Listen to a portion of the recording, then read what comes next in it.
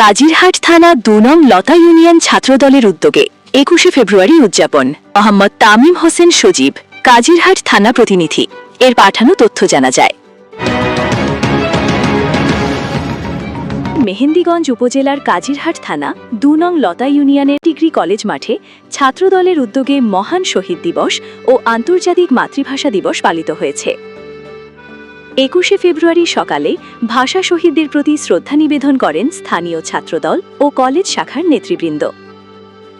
সকাল ৯টা ঘটিকায় কাজিরহাট থানার বাজার সংলগ্ন এলাকা থেকে একটি র্যালি বের করা হয়। র্যালিটি বিভিন্ন সড়ক প্রদক্ষিণ করে ডিগ্রি কলেজ মাঠের শহীদ মিনারের সামনে গিয়ে শেষ হয়।